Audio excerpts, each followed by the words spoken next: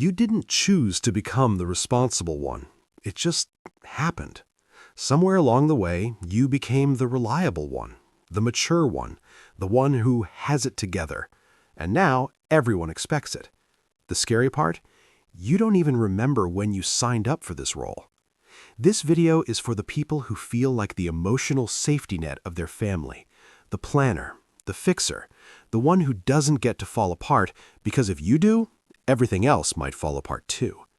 If that sounds familiar, there's a reason this role feels so heavy, and it goes deeper than personality. Here's the thing. Families naturally assign roles. Not officially, not out loud, but emotionally. One becomes the funny one, another the rebel, another the sensitive one. And sometimes someone becomes the responsible one. Often, this happens because at some point in your childhood, being responsible made life safer. Maybe your parents were stressed, overwhelmed, or emotionally unavailable. Maybe chaos showed up in ways big or small, so you adapted. You became organized, mature, and dependable not because you wanted to, but because stability felt necessary. Kids don't think, I'll develop hyper-responsibility as a coping strategy. They think, if I don't step up, who will? And that survival strategy quietly follows you into adulthood. That's why you might feel uncomfortable asking for help, why relaxing feels weird, why you feel guilty when you drop the ball, even once. Your brain learned that being responsible equals being safe, loved, and valued. And honestly, that worked. Teachers praised you, parents relied on you, people trusted you. Responsibility became your identity. But there's a hidden cost nobody talks about. When you're the responsible one, you rarely get to be taken care of.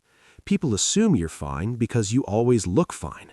You're the one giving advice, not asking for it, supporting others, not leaning on them, holding everything together even when you feel like you're barely holding yourself together. And that can get lonely in a way that's hard to explain.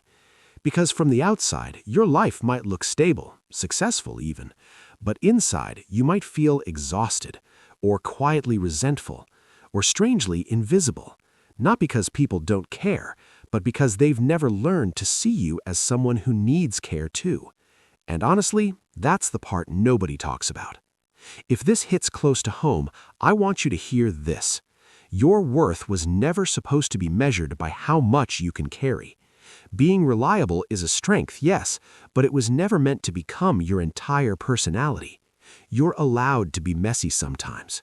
You're allowed to say, I don't know. You're allowed to need support without feeling like you've failed at your role. Responsibility shouldn't feel like a cage. It should feel like a skill you can use, not a weight you can't put down. And the first step is noticing when you're carrying things that were never yours to carry in the first place. If this resonated with you, you're definitely not alone. Drop a brain in the comments if you've ever felt like the responsible one in your family. And if this gave you something to think about, don't forget to like and subscribe for more psychology videos like this.